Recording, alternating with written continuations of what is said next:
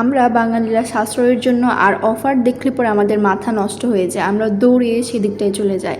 কিন্তু এই অফার বা সাশ্রয়ের যে প্রোডাক্টগুলো আমরা কিনি সেগুলো কি আসলে ভালো হয়, আসলে ইউজফুল, সেটার দিকে আমরা একদমই নজর দিই না। সো আজকে আমার এরকম একটা অভিজ্ঞতা শেয়ার করব সিঙ্গাপুরে আসার পরে। সো আমি বাংলাদেশ থেকে সিঙ্গাপুর এসেছি অ্যাজ এ ট্যুরিস্ট হিসেবে। সো এখানে ডেফিনেটলি আমাকে সিম কিনতে হবে কজ কন্ট্যাক্টের জন্য, ডাটা ইউজের জন্য। সো দ্যাটস ওয়াই আমি হচ্ছে একটা মুস্তাফা সেন্টার থেকে, যেটা সবাই চিনে, সিঙ্গাপুরের মোস্ট ভাইরাল একটা প্লেস যেখানে সব বাঙালিরা থাকে অলওয়েজ 24 আওয়ার। সো ওখান থেকে আমি হচ্ছে একটা সিম কিনেছি ইন্ডিয়ান দোকান থেকে।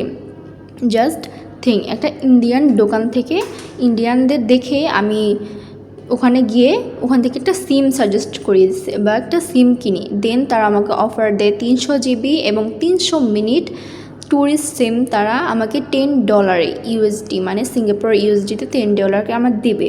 সো আমি এই শুনে আমি ভাবলাম যে না। অ্যান্ড আরেকটা কথা, সেটা নাকি আমি সিঙ্গাপুর মালয়েশিয়া বোথ ইউজ করতে পারবো। এর জন্য এই লোভে করে আমি ওখান থেকে একটা সিম কিনি। সো ফার্স্ট ডে খুব ভালোই আমি ইউজ করি। দেন সেকেন্ড ডেতে আমার মেসেজ আসে যে আমার এই সিমটা নাকি সাসপেন্ড বা বাতিল যেটা বলেন সেটা করা হয়েছে। সো মেসেজটা দেখার পরে ঘুম থেকে উঠে আমার মেজাজ এত খারাপ হয়েছে। দেন আমি ডিরেক্ট ব্রেকফাস্ট করার জন্য যখন নিচে যাই, ডিরেক্ট ওই সিমের ওই ইন্ডিয়ান দোকানে যাই এবং আমি একটা মহিলা থেকে সিমটা পারচেস করি। সো ওনাকে বললাম যে এটা কোন ধরনের প্রবলেম, এটা কেন হবে, বিকজ আমি গতকাল রাত্রে আমি এটা কিনেছি, আজকে কেন এটা সাসপেন্ড হয়ে যাবে। আর আমি মালয়েশিয়ার জন্যও কিনেছি, বিকজ আমি মালয়েশিয়ার জন্য যাব, সেই জন্য ভাবলাম যে একটা সিমে যখন দুইটা কাজ হয়ে যাবে তাহলে আমি এটা নিই। সো ওনারা বললো যে আমাদের এখন কিছু করার নেই, আপনাকে ডিরেক্ট অফিস যেতে হবে। সিমের যে অফিস, সেখানে কাস্টমার কেয়ারে সেখানে গিয়ে ঠিক করাতে হবে, সেখানে গিয়ে রেজিস্ট্রেশন করতে হবে নতুন করে। সো আমাকে বললো।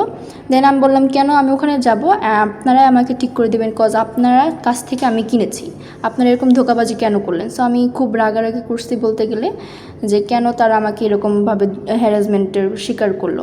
সো দেন কোনো উপায় তো নাই, আমাকে এখন সিমটা আবার রিচার্জ করতেই হবে। সেই জন্য আমি হচ্ছে বুগিস মলে যাই, যেখানে এই ট্যুরিস্ট সিম বা M1 সিম, এটার নাম হচ্ছে M1 সিম। সো M1 কোম্পানিতে আমি ডিরেক্ট যাই, সেটা হচ্ছে বুগিস মলে। সো ওখানে আমি যাই ফেরারি পার্ক থেকে বুগিস মলে গেতে কিন্তু মেট্রো রেল ইউজ করতে হয়। সো আমার মেট্রো রেলের ভাড়াও কিন্তু চলে গেছে ওখানে। সো আমি যেখানে বাঁচাতে চেয়েছিলাম $2, সেখানে আমার আরও $2 চলে গেল, বিকজ আমি এখানে চলে আসছি, এখানে তো আসার কোনো দরকারই ছিল না আমার। সো এখান থেকে এসে সিরিয়াল নিয়ে এদের সাথে কথাবার্তা বলে আমি অ্যাপয়েন্টমেন্ট নিয়ে এখানে বসে আসি, বিকজ এখানে অ্যাপয়েন্টমেন্ট নিতে হয় সিরিয়াল বাই সিরিয়াল, একটা কোড হিসেবে আপনাকে ডাকবে।